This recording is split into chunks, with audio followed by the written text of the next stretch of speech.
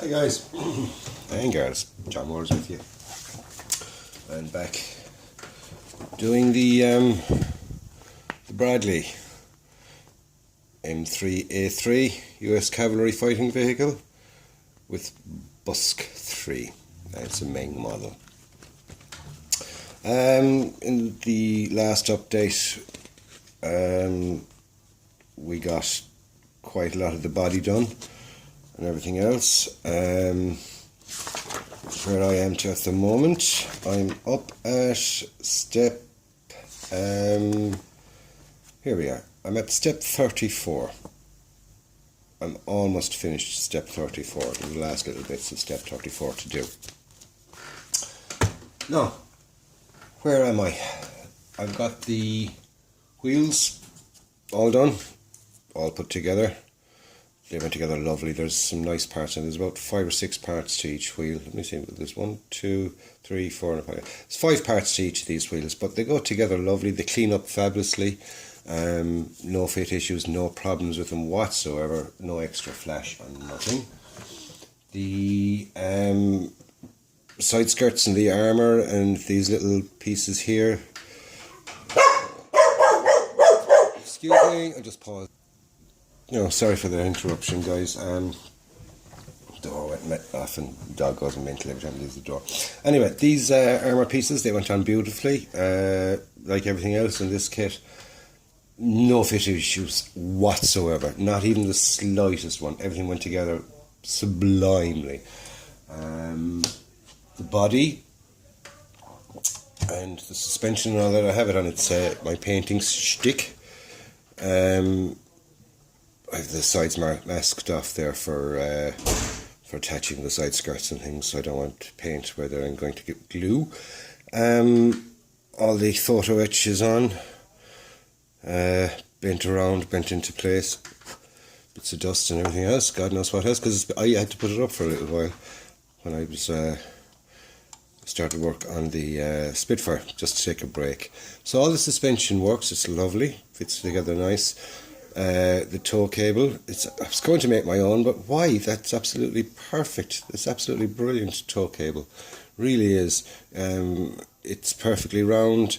All the join marks where it met the sprue were on the connectors, so it was easy to clean off. There was nothing, you weren't have to scrape away any detail or anything else. So, you know, if it's not broken, don't fix it. So that was perfect, absolutely perfect.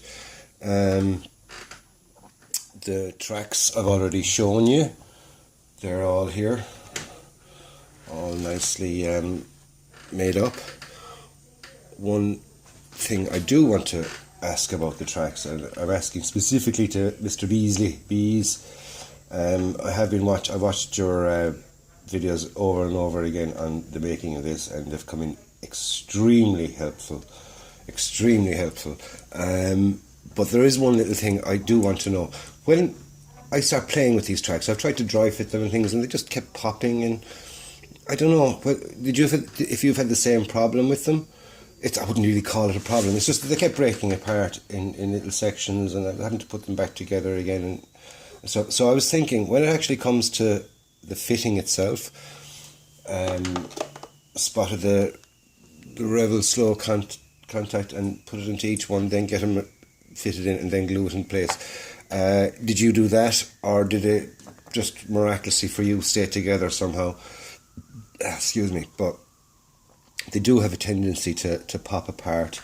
So Bees, I'd just like to know what if you had that problem, how did you solve it? And if you didn't have that problem, then I've got to solve it myself. So the turret, all the little add-on armour pieces, they just fitted in absolutely perfect. The hatch, even though I haven't an interior done on it, the hatch, I couldn't resist leaving the hatch workable. That one is workable as well, but I glued it down.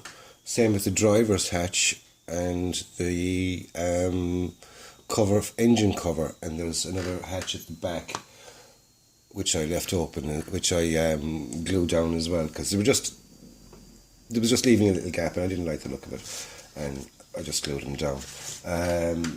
Just this morning, as in the last couple of minutes. What am I doing?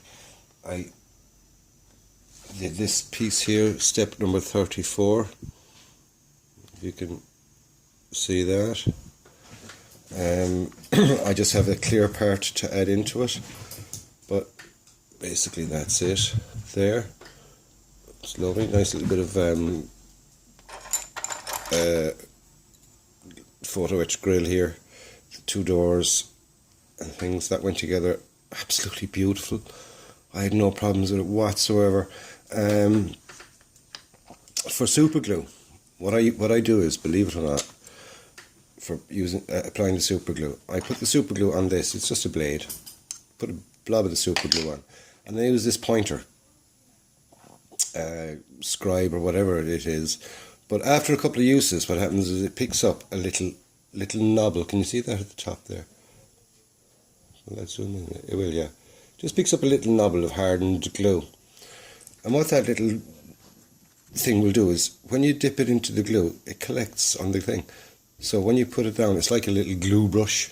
It's absolutely perfect. And once I kind of figured out that, I've had no problems putting on super glue on the PE. It just goes exactly where I want it. It's perfect.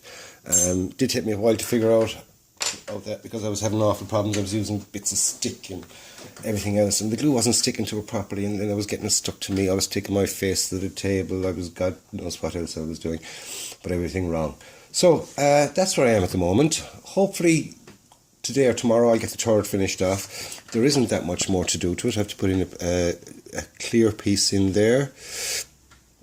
I have to make up this, which I'm not putting the glass in until it's painted. It's not photo etched. You actually have to bend the plastic, bend the styrene itself into position, but it slots into that, so it'll go together, and I can see no problems. I'm not really bothered too much about that. Loads of the other little add-on bits and pieces. Then to go on to it, there, that I'm having the tow missile launcher. I'm having it in its closed position. I do have an idea for a diorama for this, but believe it or not, I actually have to get a second one. And I'm going to get a second Bradley with the interior, and I'm going to have that one, say there's the board. I'm going to have the one with the interior here, the doors open, the guy's coming out the back of it. One of the tow missile launchers fired with just a bit of, say, wire sticking out of it to show that it's been fired, and the second one coming up as a support. So that'll be the idea of the diorama, is that one is in action and one is coming into action. But for that I need a second Bradley, and that was my excuse for getting a second one of these kits, because they're absolutely fabulous. I couldn't say a bad word against them. Loads of little nice things about them. The instructions are absolutely beautiful, easy to work with, step by step, clear as day. Clear as day. If you, beautiful colour callouts. The decals are absolutely fabulous for it.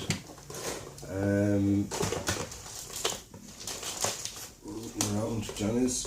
Come up. The decals for it. I just need my little magnifier because I'm blind as a bloody bat. Yep, they're cartograph decals. So, you know, there's loads of little decals for inside of these things. I think it's brilliant. Lovely, looking forward to that. And another great thing about this kit is Simon Kemp always puts on the little, not Simon Kemp, Steve Mottram puts on a little tab here at the side, which is great handy. I actually do it myself as well, but I've never really shown on videos and things. But I do that as well. And on this one, on the sprues, all the markings for which sprue it is and things like that. I just have to move my coffee cup because it's in the way.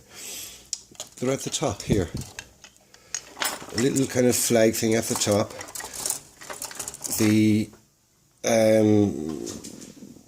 It's sort of grooved into it. I just filled it in with a black pen, and from a distance you can see them each sprue nice and clearly. They're all at the top. You know, sometimes you have it down here and one here and another, and it's a tiny little square to say whether it's screw A, B, C, D or E. That is a fabulous little idea. It took me 5 minutes to fill in all those little bits and pieces and let it dry, and it's just so easy to find and stuff.